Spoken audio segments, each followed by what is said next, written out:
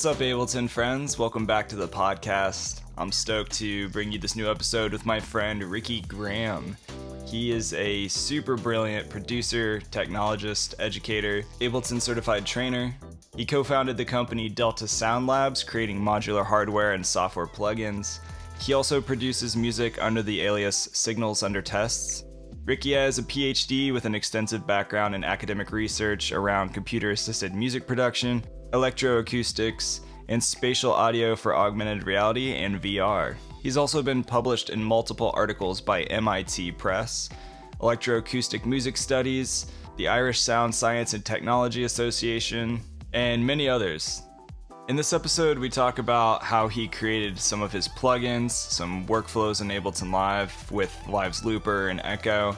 He talks about programming using Max for Live devices for live performance, some of his research and how he did all of this, including VR, and tips for anybody wanting to get started producing with augmented reality or virtual reality. He also shares some really interesting hacks for using guitar to control your modular synths. So yeah, a lot of interesting stuff in the episode. We geek out pretty hard.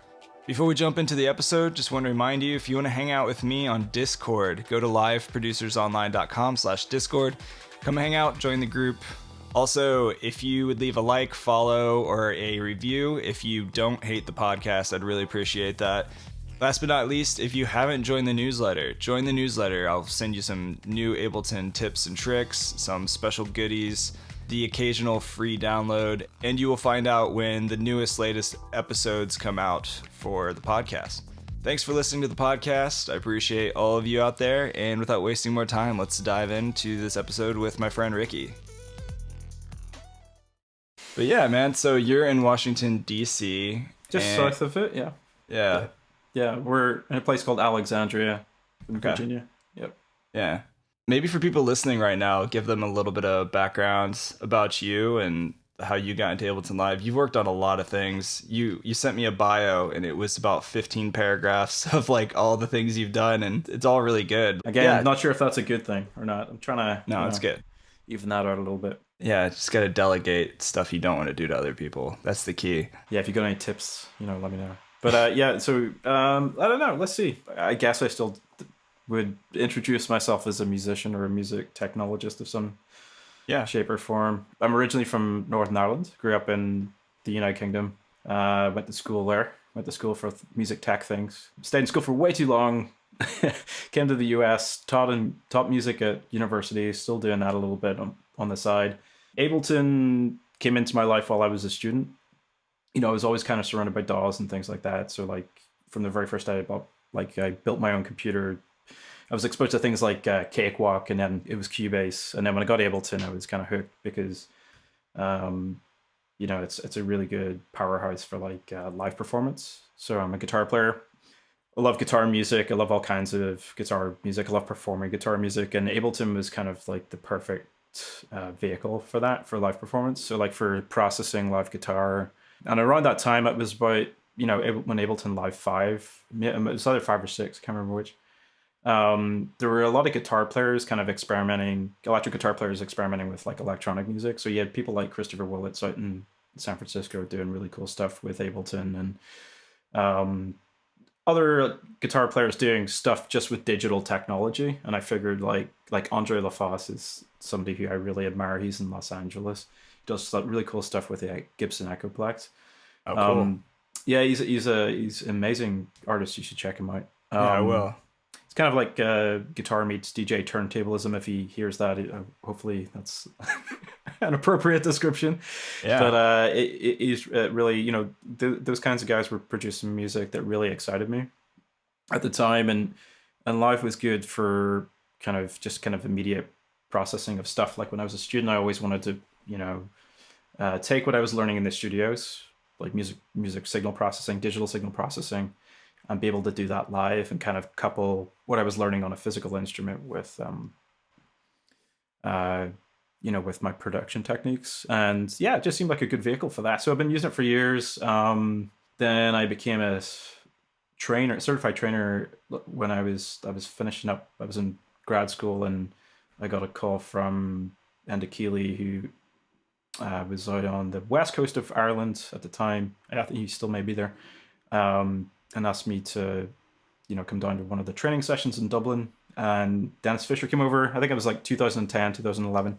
Dennis, he's a great guy. Dennis, yeah. So like, we went through a training weekend with him, and I'm sure the process has changed since. But it was great. And ever since then, Ableton's always been a part of my life. When I was teaching at Stevens in Hoboken, New Jersey, Stevens was a Ableton certified training center, and I did training certification kind of stuff, workshops with the students.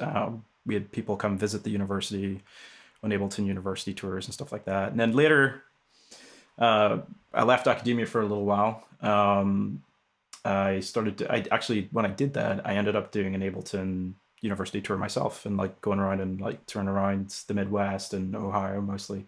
Yeah. Just great piece of software, great people. I mean, I think that's one of the attractive qualities of Ableton too, is just the community around it as well. Oh, for sure. Yeah, definitely. And even expanding into like the Max for Live community, because you've developed a lot of Max for Live devices and things on that nature as well. A few things, yeah. I was lucky enough to be in an undergrad program back in Northern Ireland, where I was exposed to Max pretty early on. It was like Max 4. Oh, snap. Yeah, it's on what, 8? It's on 8. 8, yeah. Yeah. So it was my electroacoustic music class at Queen's in Belfast. And at the time, like I was only ever really interested in playing in bands and playing guitar and learning how to record a band, multi-track recording. Like that's all I cared about at the age of like 18, 19. Yeah. And I was like, what is this Max thing? I don't want to program.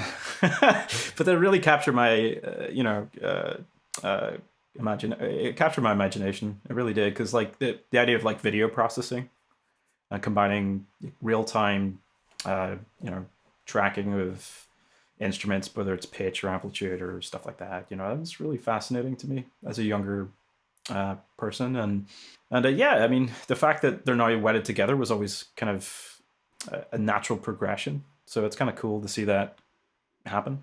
It's cool to be able to develop in my favorite DAW. Yeah, makes so much sense for Cycling 74 to have that marriage with Ableton, which was... also great people there too. Yeah, and they're still developing some really wild stuff. But yeah, I'm sure you've been involved. Have you worked directly with Cycling? And I wouldn't say directly. I know people there, and I hang out with them a little bit. Yeah. Two in particular, Rob Sussman and Gregory Taylor. Everyone knows Gregory. Yeah, he's the guy. Both wonderful people. So like they do great stuff, and I really admire the software. And I've used Max for Live. I developed using Max for Live. A couple of things I used for live performance, like pitch trackers and things. And it was maybe a teaching tool as well for a long time. That, or just depending on the license situation at a university, it was PD or Max, but Max was pretty frequently used. Yeah. And you also work with Delta Sound Labs, and that was a company that you were like a co-founder of Delta, right? Delta Sound Labs. Yeah, I started it with Edwin Park. Yeah, Edwin Park and John Harding, and we started off. Well, we were three guys with a lot of different ideas of what it could be.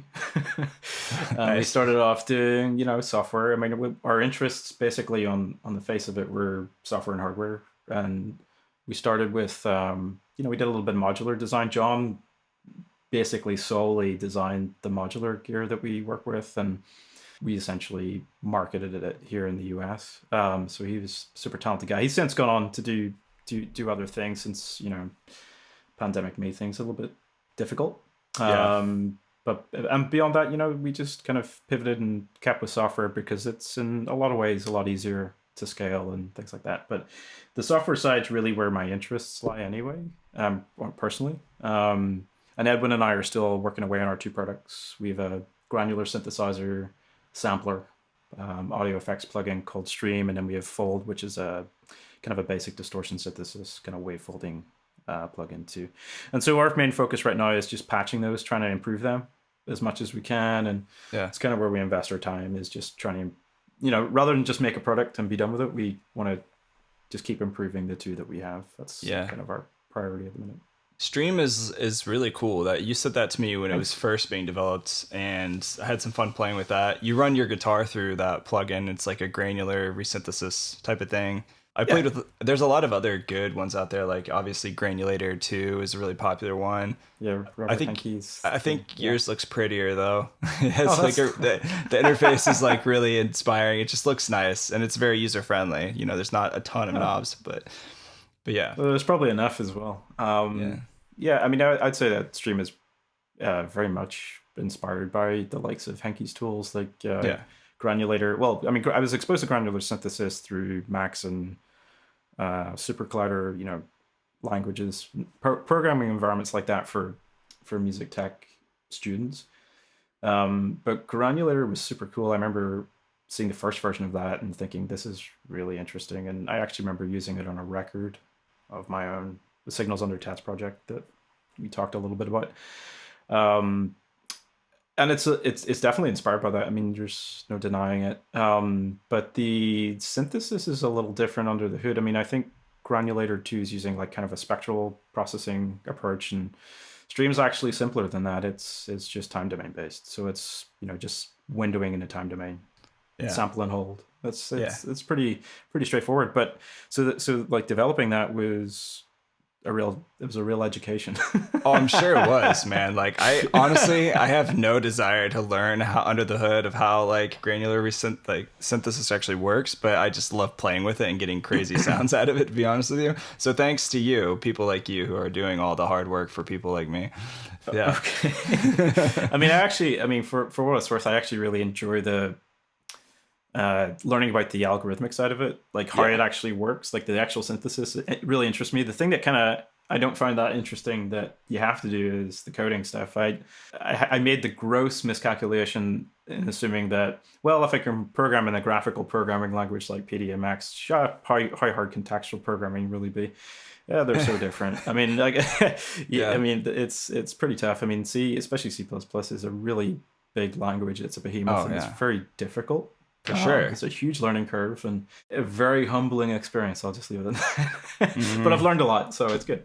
Yeah. Yeah, that's great. That was like me trying to fix my car when my transmission went out. Oh, yeah? It's like at some point I just gave up. I was like, nope, not going to do this. You gotta know when to take it to the shop. Yeah, for sure. Somebody else can figure that out. Yeah, for anybody, I'm just curious because I think somebody else is probably thinking this as well. Like, what's a good step if anybody wanted to actually start developing their own VSTs or plugin? Like for somebody who's kind of newer to this concept. Like, that's a good question. I mean, I think that's where something like Max is actually really useful because it's a good stepping stone. I would always say prototype in the environment that takes the least time. I mean, rapid prototyping is a very useful concept. I mean, I would, and I still do that. I still use Ph.D and Max to kind of like drum up an idea in patch form, and then you would go to the drawing board and kind of figure out, well, what does this look like in C++ or something like that? You wouldn't code a single line until you'd really thought through it and prototyped it. So my advice would be to kind of, if you're completely brand new to programming, start with something like Max MSP or Max for Live. Like find a device you like inside of Ableton, maybe try and replicate it. Read the manual, learn about the synthesis, try and recreate it. There's lots of really nice tutorials on the cycling website. Ton of resources out there. I just keep seeing courses and courses for Max like popping up all over the place. So yeah. Plenty of resources out there to kind of get into the graphical stuff. Do that first, and then if you really want to go down into the VST route, we all seem to be using the Juice framework these days. We being the royal we of lots and lots of manufacturers. I think even including cycling are using Juice. I'm not sure. Maybe I think that they are. I'm not sure. That's just a guess, but it's okay. Do your homework. Everybody else listening, go Google it. But if you're interested at JUCE, and they do actually have some decent kind of tutorials for beginners and things like that. And it's a lot more time invested. So, but yeah, that's kind of the path I would take. Maybe start with graphical and then head towards something like Juice. There's definitely a lot more education coming out on the Mac side for sure. I saw like, what was it, like 2 years ago? They started a Max for Live certified trainer program. So there's people. I heard about that. Yeah. People like there's Ableton certified trainers. Now there's Max for Live certified trainers, which is kind of cool. Yeah, it is. That's great. Everybody's getting certified. I love it. Yeah. So I mean, kind of transitioning a little bit. I would love to talk more about maybe some of the other Max for Live devices you've made. Like, what are some of the other favorites that you've made or that you've played with even? We can talk a little bit about that. Sure, yeah. Let's see. I think when I started working with Max for Live, it was like taking my Max patches and just trying to get them to work in Ableton. This is before cycling was acquired by Ableton, so like, it was in the beginnings of that kind of relationship. Yeah. It's a lot more streamlined, or at least it certainly seems to be the case these days in terms of functionality. But yeah, using like a camera color tracking devices for like gesture recognition. It was really just motion detection. It's kind of like move your hand and control a knob, Oh, interesting. parameter value, stuff like that. Yeah. Stuff like these were student projects that I was excited about when I was younger. And I think I had a Bluetooth Wii remote Max for Live device. I think if you dig around on maxforlive.com, you can probably still find them. Yeah. I don't know if they work. They probably don't work anymore. But Moldover made one like that because he Oh, was he did? using. I think so. I think he's using like a Wii controller and doing some weird stuff on there.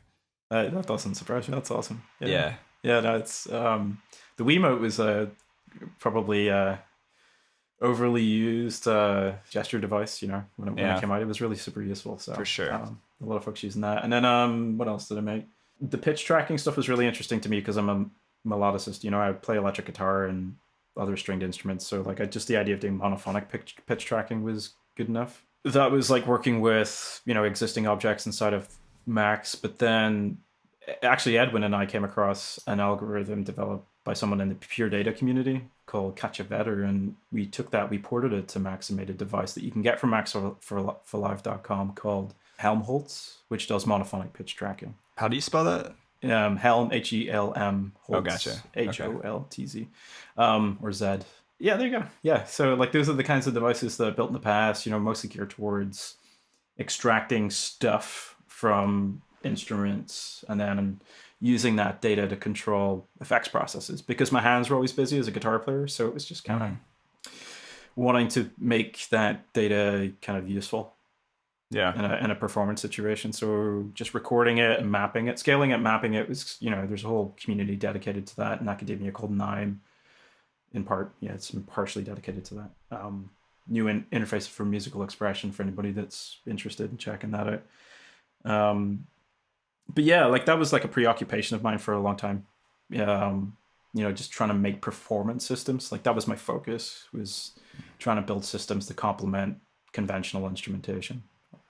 Conventional, in my case, semi-conventional, the electric guitar. Is it a conventional instrument? I think it might be. I think, yeah, pretty much. I think These everybody, days it probably is. I mean, everybody's a guitar player, whether they know how to play guitar or not. So it feels that way anyway. Yeah, I guess the only other devices, the most recent ones, which we were chatting about a little bit at the beginning, were I think the most recent ones that I built were actually for Ken Went, who I collaborated with in Cleveland. He's a percussionist and trumpeter. Yeah. He had a Sensory Percussion set up for his live drum kit. We did a show with you down in Indianapolis, and it was a lot of fun. I love that thing. I played with one at the Sweetwater Gear Fest convention that they had. The Sensory Percussions. Yeah, they're pretty cool. They're so fun. Yeah, any drummers out there who want to get really weird with some really expressive MIDI and audio to MIDI on actual drum pads, check it out. Yeah, it is very cool. I think that, what was the device that we made? We made a device that basically took the data from Sensory Percussion, and then we used it to process video using Visi in live. So it was kind of like an all-in-one kind of processing live drums, processing video, processing guitar and synth. For people who don't have any idea what Visi is, can you explain it real quick? I'll do my best. Visi, I think the best way to describe it would be like it's an abstraction layer for the jitter extension or library of Max, so kind of for video processing. My good friend Gregory Taylor has a lot to do with that, as far as I understand. So if you check out Visi, Vizzie on the cycling website, you'll see like it's geared towards people that are interested in just getting started with video processing through graphical programming, and it's really cool, super easy to use. I would use that before touching anything in Jitter. It's just easier to use because pre-built stuff that you can connect together. It's similar, I guess, Visi's in-kind library on the audio side would be Beep by Yeah. the folks at Berkeley, Strato, who developed that. And same kind of idea, kind of pre-built modules that you can hook together to create something, modular and cool. So Yeah. yeah, check it out. Yeah. There's a Video Sync is another popular one. Yeah, Ken had actually played around with that. I remember he started with Video Sync. I think we tried both. Yeah, Video Sync was super cool. I remember it having a lot of success with that. Anybody that wants to do some weird visual stuff with your Ableton projects, go check those out. Maybe share a little bit about your like live setup process, because that was really interesting when you guys came to the Indianapolis user group and you had a drum set, you had a couple modular synths with you, you were playing guitar, running it through some weird effects, and just jamming. You guys made a lot of it up, right? Like it was all like improvised, yeah. organized chaos. Yeah, it was cool. I mean, I'd say mostly an improvising musician. So, yeah. The processing side. Let me see. Like these days, well, I perform under the alias Signals Under Tests. If you're interested in checking out, it's signalsundertest.com. It's kind of just guitar-based electronic music. Stretches anywhere between ambient and kind of industrial, noisy stuff. I grew up as a metalhead, but haven't really lost that. Still love listening to loud, heavy music. Me too, man. Distortion is fun. Yes. So like the synth world was always very attractive to me, particularly like growing up listening to groups like Nine Inch Nails and stuff. But for my live setup these days, the guitar side's kind of interesting because I think it kind of inspired the Delta products a little bit too, because I was always building patches in Max, or coming up with signal chains inside of Live for processing the guitar, and they were always typically distortion based or delay based, or eventually became granular or spatial audio based as well in an academic setting. But I think that the kind of interesting thing about that setup, and it's something I'm planning to get back into now that I'm kind of settled in one location again after a lot of moving around. I know the feeling. Yeah. You're not done yet. No, I'm still moving. I'm always moving. So I have a divided pickup for the guitar. So what that means is that I have a pickup for each string, and it allows you to process each string. And the reason that's cool is because you can do a lot of kind of like gesture recognition stuff with it pretty successfully when you divide out the strings that way, the registers that way. So you can do like pretty convincing kind of pitch tracking, somewhat polyphonically, which is pretty neat. You can do amplitude track, envelope following per string, which is fun. Even like timbre identification. So just to make sure I'm clear, I don't want to miss that. Like these are MIDI pickups? It's based on that technology. So okay. Like it's not necessarily a new idea. It's been around since like the 70s and 80s. I mean, conceptually since the 70s. But I remember talking to Adrian Freed about this a long time ago. The guitar player John Martin was kind of the first. He was the one that put me onto this. So give him a shout out John. To Adrian Freed for putting me on the John Martin, because John Martin basically used to break up like Fishman pickups and like put like half of a pickup under one set of strings and a pickup another broken pickup under. Yeah, it was so he could process the guitar with two different registers with two different kinds of effects. So he was really treating it like a timbral, like a timbral instrument. Okay. The MIDI pickup stuff is probably the easiest analog because it's using that same technology. So like actually a lot of the products that you can get now were primarily inspired by things like the Roland GK3 pickup or the Ghost system by that Canadian company that I'm blanking on right now. It's fine. Happens to me if all I the remember, time. I'll come back to it. But more recently, there's a company in the Philippines called Cycfi Research. That's CYCFI, and it's a small, like kind of a one-man business that run by a guy called Joel de Guzman, and he has engineered the most beautiful sounding pickups I think I've heard in that realm. So if you're a guitar player and you're interested in doing kind of electronic music processing and kind of doing a crossover with kind of the modular, Eurorack world and all that kind of stuff, you should check out his work because a lot of his designs, I think he's really starting to think about how to integrate the kind of modular world with guitar, which is something that we've talked about before, and he's continued to explore that. I haven't really recently, but he's really doing really great work in that field. So if you were to buy his pickups and like install them on your guitar, how would you necessarily be running that voltage like into some kind of modular hardware, or that would go straight in? Well, that depends. I'm just curious what that would look like as far as the Sure, yeah, setup. no, it's a great question. There's actually he's really built this really nice online community on like social media, primarily in Discord and Facebook, which you should all join if you're interested. But yeah, I think one person in the community has actually built some modular like Eurorack modules to complement his pickups. It's using a different kind of DIN plug. It's not using the 13-pin DIN that you would see with MIDI pickups. It's using, well, I think that's an option, but the other option is kind of like this 19-pin connector that you would usually see on like medical equipment. Like it's a beast.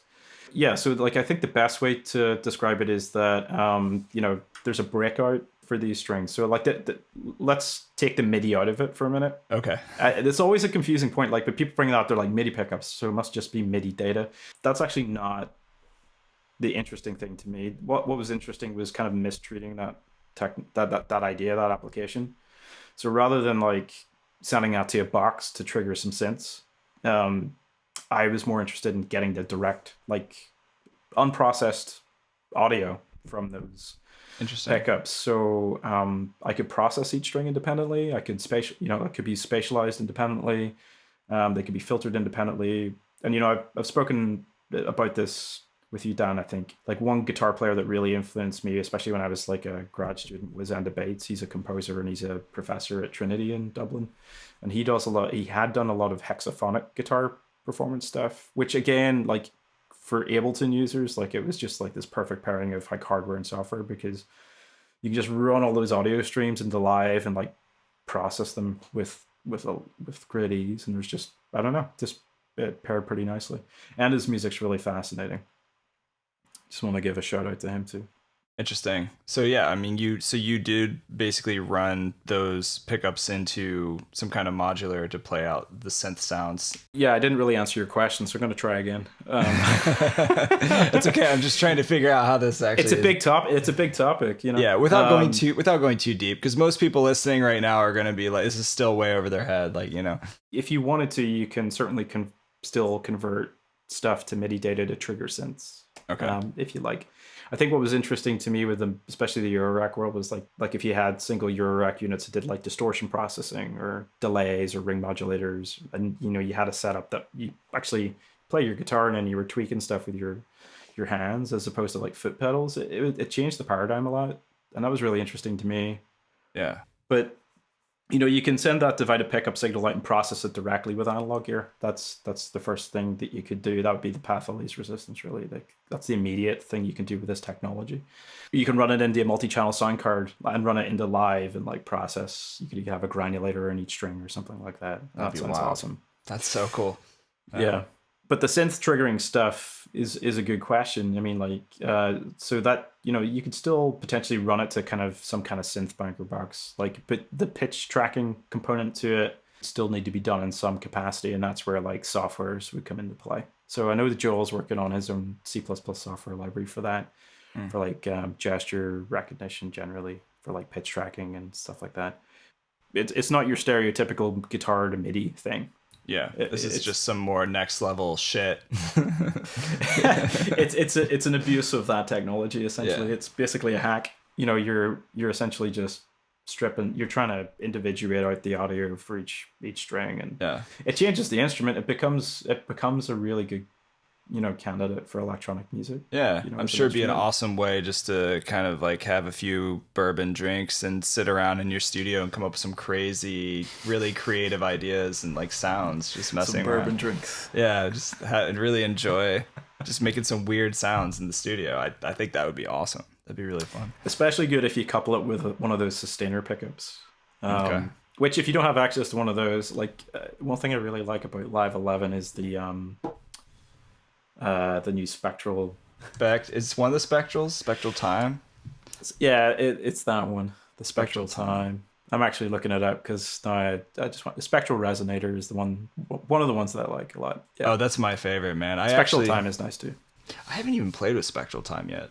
It has a lot. Yeah, it's got that big freeze button. So if you map that to like a foot controller or something, That's a good idea. You know, you can paddle point your way through your set. Yeah, I'm all about it, man. I'll play with that later. We have to give that a try. I've been having fun with Spectral Resonator, putting that on kick drums. Like Oh, if really? yeah, like I'm sure you've played with maybe DS Kick. I talk about that a lot on the podcast because I'm Yeah. obsessed. But if you create like a really good sounding DS Kick and then it has a nice sustain and then put a Spectral Resonator and just set the root note, Okay. it's a fat synth. It's nice. Sounds great. It's Nice. great. It's a lot of fun. Is that featuring on the Philia stuff? Actually, I'm working on a collab right now with one of my friends, Andy Greenwell. He's a really talented keyboardist. He's more in the pop music realm. Okay. And I'm not really. I don't consider Yeah. myself, but we're working together on a track that I did go pretty crazy on the Spectral Resonator. Nice. So it's fun. Cool. Look, Yeah. so do we get to hear that at some point? Not today. Maybe like a while. Maybe in a month. Probably a month from now ish. Okay. Depending on the I guy. look forward to hearing it. Yeah, I'm kicking a guy right now to work on the artwork. So we'll see when he gets done with that. But yeah, that should be fun. Exciting. But anyway, back to you. Let's talk about some of your research because I'm really curious. I don't know a whole lot about this, and so I'm speaking out of ignorance. But you worked on some spatial audio for augmented reality. And I'm really curious about what the future looks like in that realm because there's a lot of augmented reality, there's a lot of virtual reality stuff that's like coming out. I think we're going to see more mainstream devices built for people to have these virtual experiences, possibly virtual concerts, virtual hangouts at concerts. I think that it's really interesting. I'm just curious what kind of research you did in this area because I saw that you've done some of that. Yeah, I'd say it's probably actually more in the VR side than the AR side. The research was really by practice when I was in the academy kind of full time. Yeah, like I work with like visual artists. The thing that really attracted me to VR isn't really the visual component of it, really. It was more initially at least, the thing that really attracted me to it was actually the motion tracking technology. So when the HTC Vive came out, I was really fascinated by how good the tracking was on that. I figured, hey, we could probably do something really cool with that, for live music performance. Because, we had all these, like, a lot of musicians experimenting with things like the Kinect, and we talked about the Wii Remote, right? Yeah. And that technology was it was okay, but it was a little clunky at times and a little bit unreliable. But, like, now that VR systems are becoming more affordable-ish, the tracking technologies are also pretty good. And, you can do pretty good finger tracking these days and hand tracking, which is pretty exciting. It was an opportunity to kind of explore things like spatial audio. At the time, I was doing a lot of the multi-channel guitar stuff with surround sound. So if you can imagine like guitar running into live and then live running out to more than your stereo output, just kind of into usually a ring of 8 speakers surrounding an audience. So you created like this cool, nice immersive soundscape kind of thing. For me, it was really just about developing my creative practice. It was everything from mixing my music in VR. So like doing kind of B format ambisonic recordings of my music as I was performing it and improvising. And then, mixing between sound fields. For example, I think you're maybe referencing one of the videos on my website. Yeah. Where I collaborated with Chris Manzione, who's a visual and arts tech prof at Stephen Still. I think he's the director these days. And he was basically a human crossfader, kind of like moving around inside of the kind of play space, play area of the HTC Vive, and mixing between these sound fields and kind of a 8-channel cube. So, like, to answer your question kind of more succinctly, because I haven't been very good at that tonight, but I'll try to be a little bit better with this one. Is that I think, because I mean, I don't know where it's going to go. I mean, I can tell you where I hope it goes for music, and that is I'm less interested in the concert 3D experience. I mean, that's going to be really meaningful to a lot of people, and that's really cool. But I think what's really exciting to me is like VR being an incubator or playground for musicians. Like that is very exciting because I think you can explore like abstract ideas really well in VR. Okay. So like you can explore things like music theory, talk about sound differently, make it more, I don't know if visceral is the right word, but like kind of a more impacting experience. Are you talking about for the education side? Both. I mean, it could be. It's hard for me to get away from education because that's where we live. Yeah, that's where I'm at. Like I'm an educator.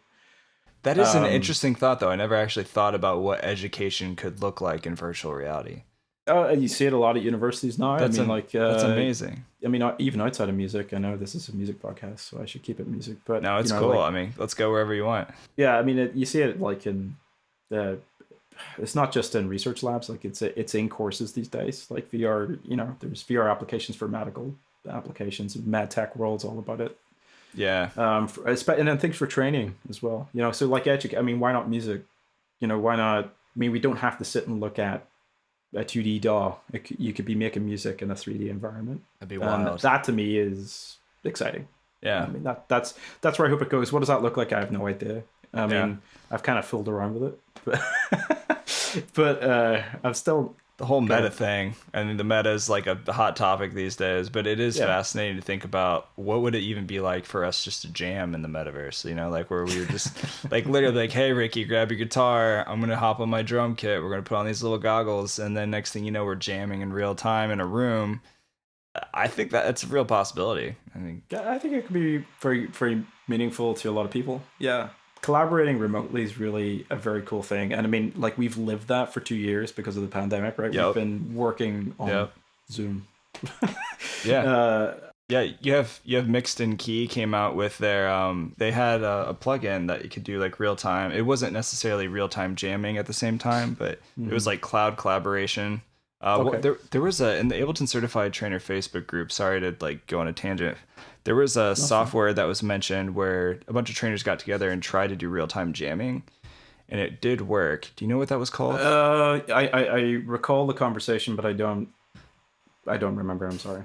Okay, I'll find out and edit this later in the podcast. Anyway, continue. Cool. Just there's gonna have to be a lot of editing. It's fine. I'm used to it. It's cool. No worries. That's my life. Okay. Well, we all appreciate you doing it, so thank you. Oh, thank you, man. Thanks for joining.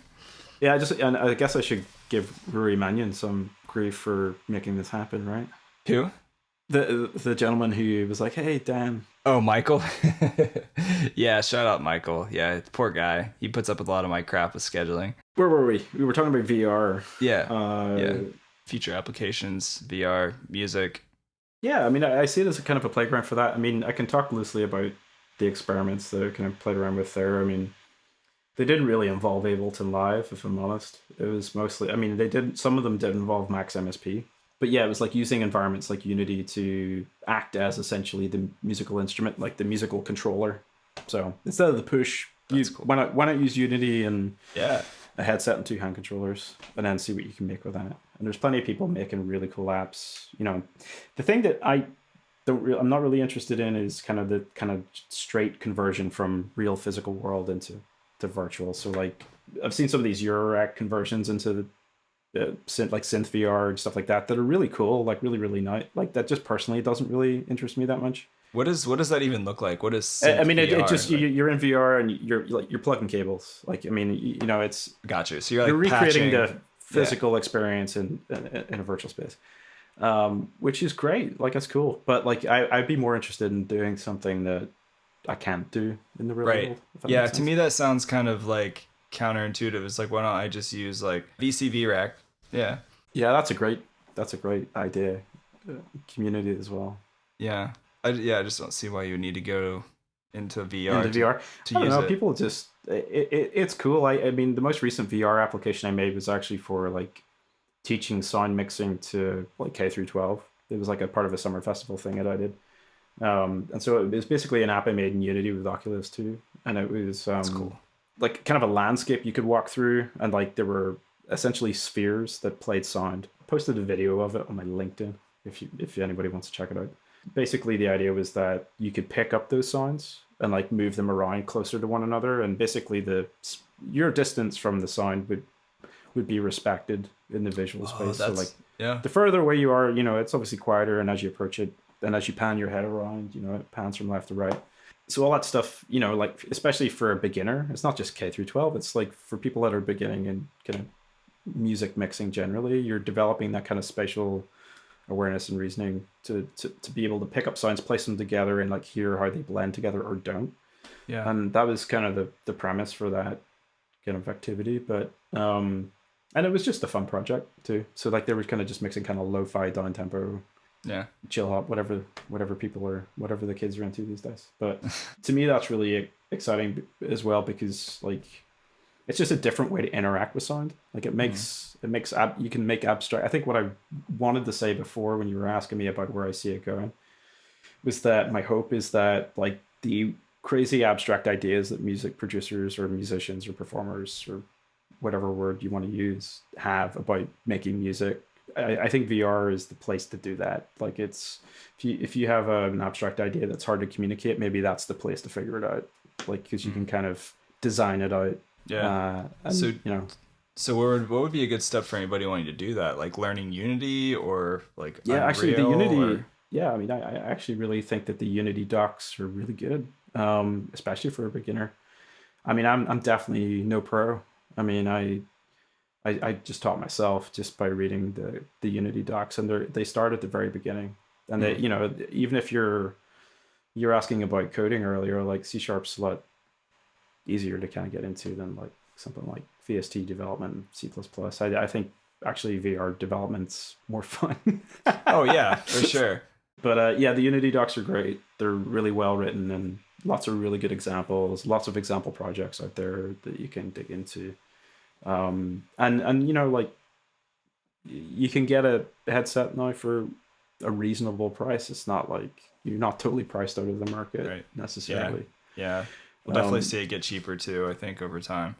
Probably. But yeah, I mean, not to get too far away from the music side. Like, I mean, most of the time now, I'm just trying to dedicate time to making my own music again, and that's really a priority. I think that's one thing that I kind of learned about myself during the pandemic was that I wasn't doing that enough, and I'm trying to finish up a record at the minute, which I hope I'll wrap up by the end of this year.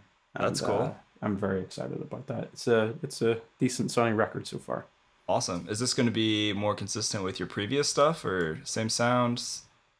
Same sound, more structured, kind of more. I don't know if you ever heard I wrote and released a record in 2011. That was kind of the spatial audio, like kind of the multi-channel guitar stuff with processing and all that kind of thing. Yeah. It was awesome coffee shop music. I was listening to some of your older stuff at the coffee shop, and it's like real spacey and ethereal and like movement. And I'll take that as a compliment. It was good. Yeah, no, it was nice. I enjoyed it. Yeah. It's getting jacked up on caffeine, just like vibing out. So what I would say is that I think since like I've spent more time on the synthesis side, I hold back less. So like this new record, it will sound different. It'll be less spacey and more kind of beat driven. Okay, if that makes sense. Very cool.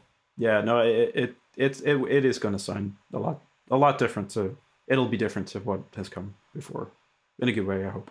Did you program a lot of the drums yourself? Did you have Cam record some live drums or? No, Ken wasn't really involved in this one, but like I program my drums mostly. Use like Superior Drummer. Oh, dude! Can we just talk about how much we love Superior Drummer? I love it. Pretty amazing. It's amazing, and it's so out of the box. I was blown away when I first used it. I plugged in my Roland TD30 kit, and I didn't have to do any MIDI setup or any MIDI routing at all. Like I literally plugged it in, and it worked. It matched the snare, matched the kick. Everything was set up, ready to go, and I did that with a lot of different MIDI drum sets. Yeah, if anybody has like an electronic kit, Superior Drummer might be a real consideration for you. Yeah. No, it's a great piece of software. Yeah. Probably one of the best ones. I mean, I started with Easy Drummer and then upgraded. Yeah, same. No, I did the same thing. I started with Easy Drummer. It wasn't as easy or as nice sounding as I thought it would be. Yeah, it was fine. I think there's a joke in there somewhere. Yeah, there's somewhere. Yeah, it's just really, I don't know. Superior Drummer has some great out of the box sounds too, and their mixer, the mixer is really user friendly too for people getting into it. Mm-hmm. Yeah, no, it's definitely good stuff. Finally found on this on the record that I'm working on right now, the other VST I got really excited about was for violin by a company called Ambertone. Okay, I never heard of it. They have a, I'm not a violinist by any means. I did attempt that when I was a child, but it did not end well. Of course you did. I feel like you could play a lot of things. Well, I grew up with Irish traditional music, so like I couldn't avoid fiddles. They were everywhere. Um, but That's awesome. That's awesome. but yeah, that and accordion. So Hey man, I would love to hear some more like hell, granular accordion. Let's hear that. that's forbidden. You can't do it. The granular synth. You can't do it. Accordion synth. Accordion Love it. synth. Don't do it. Well, Pauline Oliveris might have something to say about that. I don't know. Maybe. I don't know. The Embertone, what was it called? The Joshua Bank library is really, really good. It's really good. If you like kind of string sounds and in your productions, you should check that out. That's kind of what I'm using at the minute. Yeah. But yeah, I'm excited for this release. It's pretty heavy, it's pretty industrial, but there's some kind of chiller moments. But basically it's going to be about maybe 8-9 tracks comprised of the whole album is comprised of like productions that I worked on during the pandemic. So mostly living in the cities of Cleveland and Memphis, Tennessee. So I know, I'm just trying to wrap that up and get it done so I can move on to other things, but it's getting pretty close. Man, the pandemic was such a make or break for a lot of artists as far as just writing new material. Yeah. And yeah, I'm glad to hear that you took advantage of that time. I did. In a way, it was the thing that kind of kickstarted it again. Because like I hadn't really been, I've been distracted by a lot of other things, but like I had not really been making music or performing music. And that's something I do a lot more of now, thankfully, than I used to. So just doing a lot more of that. Now that I'm settled into a new physical location, I can wrap this baby up. So I'm excited to hear it. When is that coming out? No, I have no date. Okay. Yeah, but it will be this year. Okay. Sometime between now and 2025. I'm excited. No, end of this year for sure. Okay, that's good. It's definitely going to be done. Even if I have to roll it out on Bandcamp. All right, right on. It's happening. Shout out Bandcamp though. It's a good way for artists to get supported. Well, that's another thing that's really changed for me too. Like the last record I released on a label out in Germany called Denna Valley, and that whole process was very drawn out, and I didn't really enjoy that. So the idea of releasing music independently again has become more attractive to me, and like the whole Spotify side of things too. It's just really making me rethink how I share music too. Like it matters to me, like what kinds of platforms and stuff. Yeah. So for the new material, I'm really trying to be more mindful of that, more thoughtful. And Bandcamp it's a great platform. For sure. So that's probably the platform where it will emerge. Hey, that's nothing wrong with that at all. I mean, I still use DistroKid and release independently, even though I've had some talks with other labels, but it's just nice to know that like you have that control as well. I mean, obviously the marketing power and the budget behind that is always helpful with a label and getting it out and stuff, but just being able to release it, not have to worry about losing ownership if a single did happen to take off or you get synced or whatever. You don't have to give away any of that. So exactly. For sure. Yeah. Well, I mean, I know we're getting close on time, but I would love to hear like any other new plugins or any other favorite Ableton Live devices you just can't live without. Let's see. In my sets, like there are a couple of go-tos. I do use basically I love performing with percussionists and drummers. And I like them to kind of take, that, responsibility for that kind of part of the music. Drummers are awesome. They are pretty useful. I'm a drummer, so I should say that. You would know. Not biased at all. No. But the couple of devices that I typically use, like for the mono kind of pickup guitar stuff, I use the looper a lot. I whack that on any guitar channel, feedback at 70, and I love to create small clips. What is it? Looper. Oh, the looper. Okay. Yeah. Like Ableton's looper. Ableton's looper, yeah. It's great. I feel like a lot of people hate on Ableton's looper, but it can be really useful. I think it's very useful. It is. And it actually, a lot of, like, I tend to work motif or guitar phrase based stuff, right? So it could be 4 to 8 bar loops, could even be shorter. And I love doing kind of like polymetric stuff, like it's a good way to kind of do like 7 against it, 4, whatever. And interesting. You can create big textures that way. Like if you just, take a lick, repeat it, if it's in 4 and then maybe do a 7/8 version of it or something like that. kind of think Robert Fripp-ish, Yeah. King Crimson frame by frame kind of stuff. Yeah. Yeah. And then do you take the audio out of that? Do you drag Yeah, and then audios? like where I was going with that was like, that sometimes can be the basis for a production. Like because you're just sitting there making loops, and then you're just dragging them straight off of Looper into session view, and then I start to plan out, my arrangement that way. Yeah. So the looper is really conducive, not just for like performing live, but just for composing ideas and improvising. Like I use that a lot. Echo is something that I really love using. I think that's an excellent delay. It's got that distortion stage in the front end.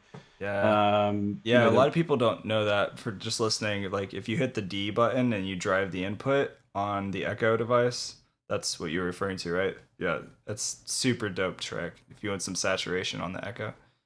And you probably do. If yes. you just don't know it yet. Yeah, exactly. No, it's good. Echo's great. I mean, like, and then obviously, this is the kind of stuff that inspires my pedal config for guitar generally. It's kind of distortion, delay, filter. The filter on the end's always nice because, that can kind of tame the madness. That can tame the kind of chaos you're making with the delays. But, so yeah, Echo's great. But I'm really starting to use these new spectral tools that came with 11. So like, I have, what's the name of the pedal? The Electro-Harmonics Super Ego, which is like this digital kind of sustaining pedal. It's really good. Like if you're playing solo guitar stuff, you can do like pedal points with it and then solo over the top. So you can do like, big drones and then melodies if that's your style or approach. I don't need that pedal anymore. So it's going up on Reverb probably next week. Anybody's in the market. Yeah, it was in the market. Keep an eye. The spectral processing tools in Live 11 kind of achieved the same thing now. So, and they sound really pretty good. So, yeah, Ableton continues to be a real workhorse for me live. So yeah, and I'm super excited because I have a few shows in DC coming up too. Awesome. In May, which Ableton will feature heavily into, I'm sure. That's awesome. But yeah, those would be the big two. So kind of Looper and Echo. Cool. And I'm working my way into kind of integrating the new spectral resonator and time tools into my setup too. Yeah, I'll have to spend some more time with spectral time. I haven't played much with it. The freeze function's great. I mean, it's great for it's not too dissimilar from like the freeze function maybe on like the Reverb or something, like where you're grabbing. I mean when I say that, I mean in terms of application. So like you play a note and then you can grab it and sustain it, and that's your pedal point. That's your texture that you can that's your launching point. Yeah. Because I improvise a lot of stuff, like it's just it works really well for me. Cool. That's awesome, man. Well, I'm glad to hear that you're playing out some more shows again, and hopefully I get to catch you at one in the near future. Come visit in DC anytime. If any of y'all are in the area, I'm toying with the idea of doing an Ableton meetup here. I did one in Cleveland, as Dan knows. But yeah, always down to meet Ableton folks. There's a Washington DC Ableton user group, right? There might be. I think I saw a Facebook group for it a while ago, so I know it used to exist. I know the people to ask, but I need to figure that out. But technically, I live in Virginia, so it's a different. They have these different people for different. Yeah, areas, you're just riding the fence. Well, you can I'm just join both. On the fence. I could do both. I'm sure they would love to have you. I mean, we'll see. Yeah, cool. Well, Ricky, dude, it was so good hanging out with you. It's been way too long. Yeah, likewise, Dan. Great to see you, man. I appreciate you and all the knowledge and everything that you're doing in the music communities. Last but not least, where is the best place for people to find you online? For the music side of things, signalsundertest.com. For any of the VR research stuff, rickygraham.com. It was kind of my academic website. I don't really update it too much, but like all my projects are still on there and they're still readable, and the media is still on there, so it's still viewable. Okay. If you're interested in the kind of the plugin side of things and the software I make, it's deltasoundlabs.com. That's my best American accent for tonight. Oh, that's great. Yeah. I feel like, honestly, no, it's true though. I feel like Irish accents, like people just sound like cooler. It's just a cooler, like, so like you could just kick some ass. Like every time I think of somebody Irish, I'm thinking of somebody in a bar. They've got like their pub, they got their drink, their beer in hand, and you don't want to piss them off because they'll just beat the shit out of you. Like, I'd never piss off an Irish person. I never would do that. I don't know. They were generally friendly people. That's true. Well, I'm Scottish, so basically neighbors. You really were? back. Our ancestors were probably hanging out in the pubs together at some point. I suppose. Yeah. I could see it. Yeah. I just don't have the accent. I'm like 2 generations removed, so. Okay. That explains a lot. Anyway, well, man, hey, I'll definitely talk to you hopefully very soon. And everybody listening, definitely go check out Ricky Graham, and I'll include all the links in the show notes that he mentioned. And yeah, thanks again, dude, for hanging out. No, my pleasure, and cheers, Dan. Appreciate what you're doing here. Cheers to you. Have a good night. We'll talk soon. All right. See ya.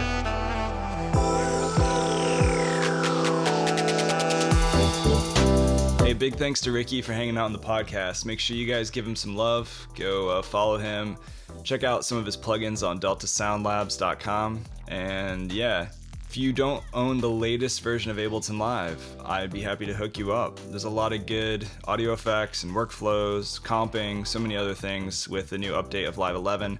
If you want some more details on how I could save you some money, then go to liveproducersonline.com/buyableton. Also join the newsletter, and you'll get the latest and greatest episodes as they come out before anybody else sees them. So yeah, go to liveproducersonline.com/newsletter. You can get some other cool stuff there. Check back on Tuesdays for new episodes. Thanks again for listening. Much love to all of you, and I'll see you in the next episode. Bye-bye.